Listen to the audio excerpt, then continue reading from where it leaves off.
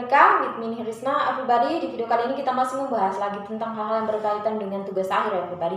Jika video sebelumnya itu saya membahas terkait dengan penyebab skripsi dan juga proposal itu selalu dikenai revisi secara berulang-ulang, kali ini kita akan membahas terkait dengan poin-poin penting yang harus ada dalam bab 1. Jadi kita bahas dulu bab 1 ya, terkait dengan bab-bab selanjutnya nanti kita bahas lagi di video berikutnya pribadi. Kali ini kita fokus dulu di bab 1. Jadi kenapa saya ingin memberikan poin-poin penting yang harus ada dalam bab ini, bab 1 ini, dan juga mungkin di video selanjutnya bab-bab selanjutnya, itu supaya Anda tidak banyak mengalami revisi secara berulang-ulang pribadi.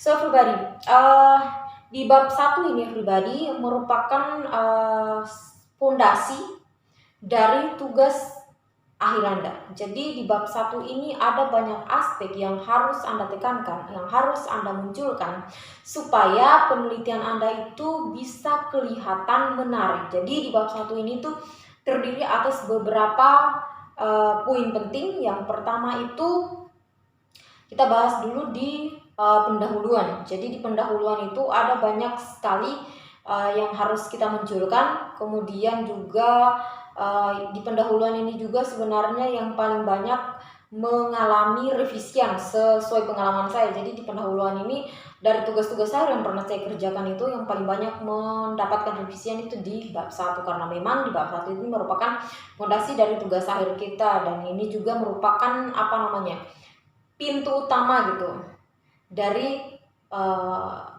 tugas akhir kita. Jadi biasanya dosen pembimbing kita itu sangat-sangat memperhatikan di bagian pendahuluan ini, terkhusus di bagian bab 1 ini pribadi, karena ini merupakan seperti nyawa dari tugas akhir Anda. Terlepas dari bab-bab selanjutnya itu pastinya itu mendukung saja, tetapi memang bab-bab selanjutnya juga itu hal yang paling penting, tapi sebagai background atau sebagai fondasi yang utama, bab 1 ini memang sangat diperhatikan oleh dosen pembimbing ketika kita membuat tugas akhir. Makanya terkadang banyak mengalami revisian.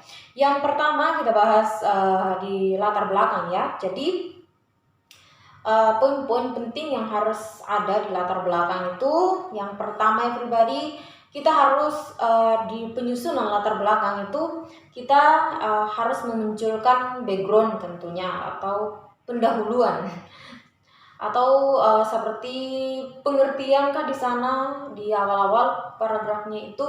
Kemudian ada masalah, kita harus memperlihatkan kenapa kita tertarik di sana. Kemudian juga kita memperlihatkan masalah apa sih sehingga kita tertarik mengambil judul penelitian itu. Kemudian selanjutnya tujuan yang kita capai dari penelitian itu. Jadi harus ada dalam pendahuluan ini pribadi. Kemudian dalam hal penulisannya, biasanya pendahuluan ini kita menulis dari hal yang umum ke yang khusus atau mengerucut. Kemudian poin berikutnya pribadi terkait dengan referensi.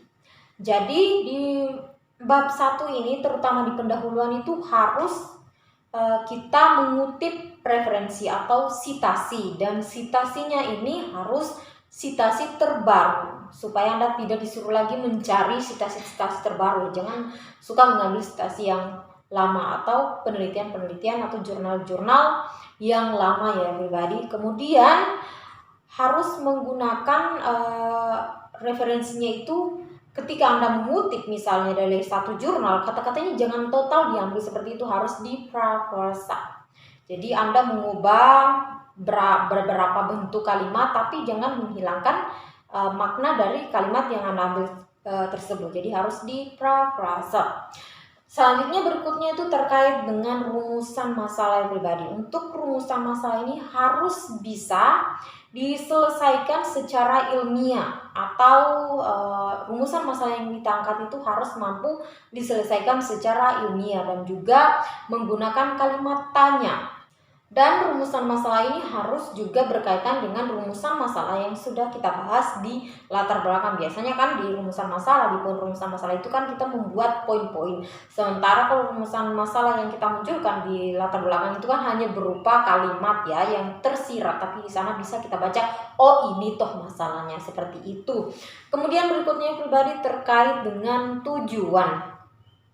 Jadi seperti yang saya sudah berulang kali bahwasanya ketika kita membuat tujuan itu harus berkorelasi dengan rumusan masalah yang kita buat. Jadi tujuannya ini harus misalnya poin di rumusan masalah 3, maka di tujuan juga misalnya harus 3 seperti itu. Dan juga tujuan ini harus bisa menjawab rumusan masalah menggunakan kalimat yang singkat dan mudah dipahami. Kemudian sifatnya itu harus ilmiah. Kemudian berikutnya pribadi manfaat. Jadi di pendahuluan itu biasanya kan kita menyertakan manfaat. Jadi manfaatnya itu harus manfaatnya ada secara teoritis dan juga manfaat secara praktis yang berkaitan dengan tema penelitian yang kita ambil tentunya, atau judul skripsi yang kita ambil, atau judul penelitian yang akan kita ambil. Kemudian poin berikutnya biasanya sih poin berikutnya ini ada universitas yang mengharuskan poin ini itu ada di bab 1, tapi juga ada universitas yang mengharuskan poin ini itu ada di bab 2, yaitu hipotesis. Jadi untuk hipotesis ini itu tentunya kalau kita membuat hipotesis disesuaikan juga biasanya ya, dalam membuat hipotesis biasanya akan sesuai dengan tujuan. Seperti itu ya pribadi, atau berkorelasi juga dengan rumusan masalah seperti itu. So pribadi, itulah poin-poin yang harus ada dalam bab 1 skripsi kita. Mudah-mudahan bermanfaat bagi pribadi sekalian. Jika masih memiliki pertanyaan-pertanyaan lain lagi, silahkan saya tanyakan di kolom komentar. Thanks guys, you have watched my video. Meet again in the next video and bye-bye.